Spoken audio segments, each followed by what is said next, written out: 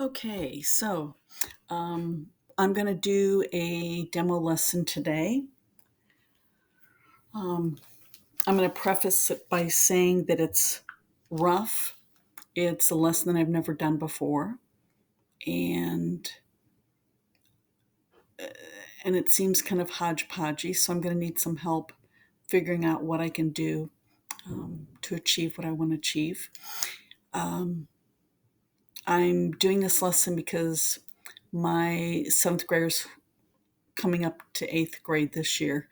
I'm the eighth grade homeroom teacher, and it's a group of students who are really a class full of personality, a group that's full of personality, let's put it that way, and capable of lots of stuff, capable of great things, deep thought, some incredible writers. But there's a small core of them that egg each other on, goad each other, aggravate each other like brothers and sisters, and it becomes problematic with some of the kids. So I'd like to really work on some community building activities at the beginning of the year, and this is one that I'm hoping will be kind of community building. So we'll see. Hopefully, you can give me some suggestions because again, this is kind of hodgepodgey and rough, and but that's what demo lessons are supposed to be. They're supposed to be lessons that you've never done and you'd like to do and try and workshop them with us. Because where else are you going to have 15 or 20 teachers and their all that great brain power to help you workshop a lesson? Or it could be a lesson that you've done and it's fallen flat, and you want to know why and you want to improve it. So this is just a hot mess of a lesson, hot mess. So I started a timer.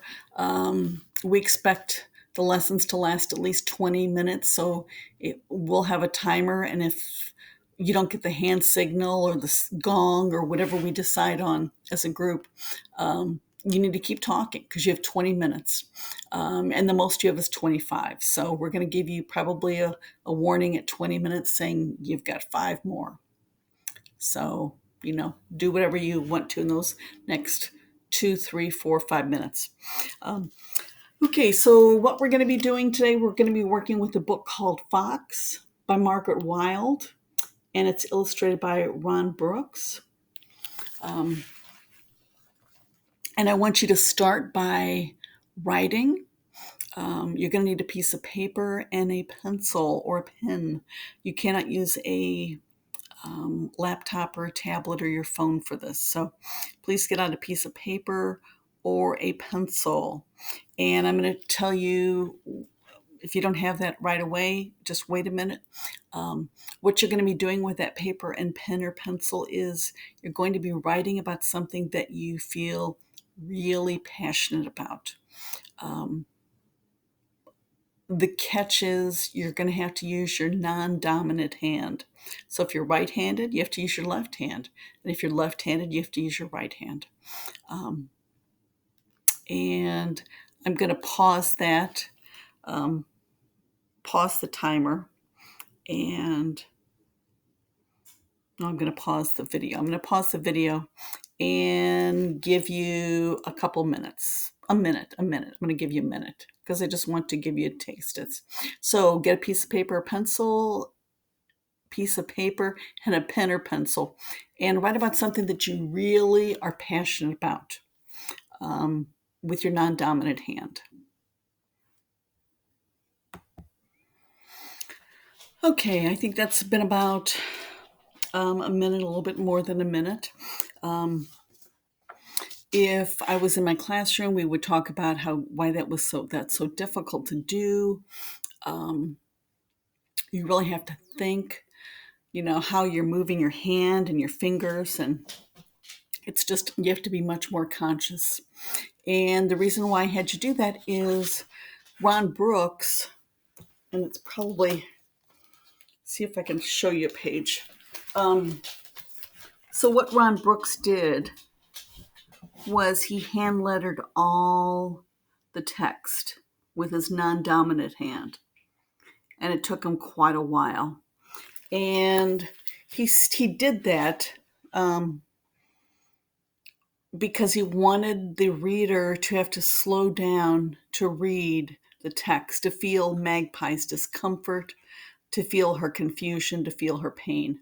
And you'll find out who Magpie is in a moment. So I want you to keep that in mind about what you're passionate about as we go through this. But I'm going to read Wild to you. It's a marvelous, marvelous book. And if I can find a slideshow of all the illustrations and text, I will attach it to this lesson. Through the charred forest, over hot ash runs Dog with a bird clamped in his big, gentle mouth. He takes her to his cave above the river, and there he tries to tend her burnt wing. But Magpie does not want his help. I will never again be able to fly, she whispers. I know, says Dog. He is silent for a moment. Then he says, I am blind in one eye, but life is still good. An eye is nothing, says Magpie. How would you feel if you couldn't run? Dog does not answer. Magpie drags her body into the shadow of the rocks until she feels herself melting into blackness. Days, perhaps a week later, she wakes with a rush of grief. Dog is waiting. He persuades her to go with him to the riverbank. Hop on my bank. Hop on my back, he says. Look into the water and tell me what you see. Sighing, Magpie does as he asks. Reflected in the water are clouds and sky and trees. And something else. I see a strange new creature, she says. That is us, says Dog. Now hold on tight. With Magpie clinging to his back, he races through the scrub, past the stringy barks, past the clumps of yellow box trees, and into blueness. He runs so swiftly, it is almost as if he were flying. Magpie feels the wind streaming through her feathers, and she rejoices. Fly, Dog, fly! I will be your missing eye, and you will be my wings. And so Dog runs with Magpie on his back every day, through summer, through winter. After the rains, when saplings are springing up everywhere, a fox comes into the bush. Fox with his haunted eyes and rich red coat. He flickers through the trees like a tongue of fire, and Magpie trembles. But Dog says, welcome, we can offer you food and shelter. Thank you, says Fox. I saw you running this morning. You looked extraordinary. Dog beams, but Magpie shrinks away. She can feel Fox staring at her burnt wing. In the evenings when the air is creamy with blossom, Dog and Magpie relax at the mouth of the cave, enjoying each other's company. Now and again, Fox joins in the conversation, but Magpie can feel him watching, always watching her. And at night, his smell seems to fill the cave, a smell of rage and envy and loneliness. Magpie tries to warn Dog about Fox. He belongs nowhere, she says. He loves no one. But Dog says, he's all right. Let him be. That night, when Dog is asleep, Fox whispers to Magpie, I can run faster than Dog, faster than the wind. Leave dog and come with me. Magpie says, I will never leave dog. I am his missing eye, and he is my wings. Fox says no more that night. But the next day, when dog is at the river, he whispers to Magpie, do you remember what it is like to fly? Truly fly. Again, Magpie says, I will never leave dog. I am his missing eye, and he is my wings. But later that day, as dog runs through the scrub with Magpie on his back, she thinks, this is nothing like flying. Nothing. And when at dawn, Fox whispers to her for the third time, she whispers back, I am ready. While dog sleeps, Magpie and Fox streak past coolabah trees, rip through long grass, pelt over rocks. Fox runs so fast that his feet scarcely touch the ground, and Magpie exults, at last I am flying, really flying. Fox scorches through woodlands, through dusty plains, through salt pans, and out into the hot red desert. He stops, scarcely panting. There's silence between them. Neither moves, neither speaks. Then Fox shakes Magpie off his back as he would a flea and pants away. He turns and looks at Maggie and he says, now you and dog will know what it is like to be truly alone. Then he's gone. In the stillness, Maggie hears a faraway scream. She cannot tell if it is a scream of triumph or despair. Magpie huddles, a scruff of feathers adrift in heat. She can feel herself burning into nothingness. It would be so easy just to die here in the desert. But then she thinks of dog, waking to find her gone. Slowly, jiggity hop, she begins the long journey home. So, then the group, we would talk about the theme of the story. And we would talk about, yes, it's about loyalty and it's about overcoming obstacles and it's about friendship. It's about jealousy. It's about never giving up. But those are just story subjects. They're not really story themes. A theme is a sentence about one of those subjects that the story seems to be trying to say. What's a generally true statement about any of those subjects? Or another one that you can think of that the story might be trying to remind us of. And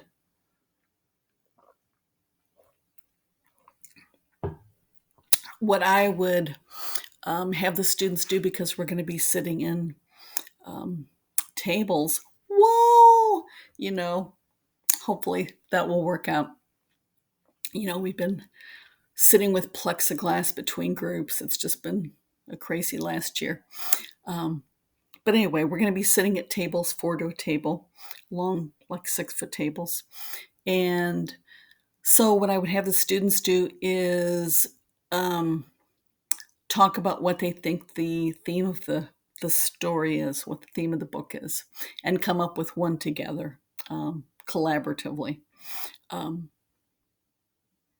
So what I'd like you to do now is to come up with what you think is the theme of the story, because we're going to be doing something with that in a moment. So I'm just going to give you a minute, and I'm going to pause the video, but I'm going to keep the time going, and come up with the theme of what you think is the theme of the book, Wild.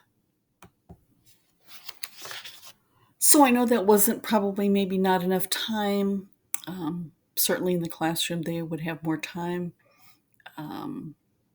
Last year, I was lucky to have blocks for two of my grade levels. So 7th grade and 6th grade, I had blocks. So I'm hoping that this year I can have all 3 blocks, because that's just lovely to have an hour and a half to work with. That's lit and composition. So anyway, so we would talk about the themes, and each group would share the theme that they came up with. And then they would, I would give them a shield shaped piece of paper and ask them to represent that theme using just symbols and drawings. Excuse me.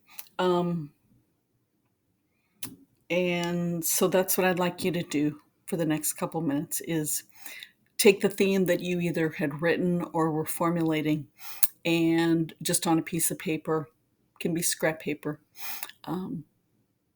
draw that theme using symbols. No words, just symbols. I will pause the video, but I won't pause the timer. The timer will keep on going. So take a couple minutes, and then I'll tell about what else I would probably do.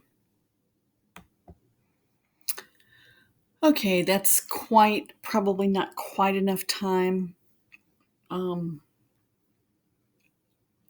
for you to, it's certainly not enough time. But it's a good activity to collaborate on. And that's my warning, saying I've done 20 minutes, and I've got 5 more. So we'll have some sort of hand signal or some sort of bell or gong to let you know. So if you haven't gotten to that, we expect you to fill up 20 minutes. So at least 20 minutes. So if you don't hear something, you got to keep on talking. Fill it up a little bit more. But that hand signal or bell will tell you you've got 5 more minutes, the most, 25 minutes. So somewhere between 20 and 25. My idea is to take these shields and hang them above each group with fishing line, or a hanger and fishing line, something, so that at some point when we need to, we can refer to that and say, hey, your theme is, your theme is always stick with someone, or, relying on others can help you do greater things.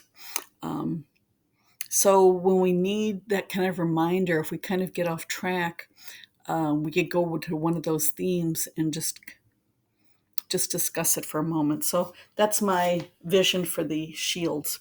I would probably, this is such a passionate group with such, they've just got a real deep veins of creativity and thought. I would probably have them write a poem. We did a lot of poetry last year, and they said they hated it at the beginning because they'd never done poetry before. But last year was my first year at the school, so I kind of pulled them in, kicking and screaming, and said, "Oh, we're going to write poetry. We're going to read poetry." But they really enjoyed it. So we might, I would probably have them write a poem about something that they're really passionate about, that they can't live without. Because Magpie couldn't live without flying, and Dog couldn't live without running. So kind of let them explore what they could not live without. And there it is, a really rough demo lesson. It's what it's supposed to be. It's not supposed to be, whoa, I do this really good, I'm showing off for everybody.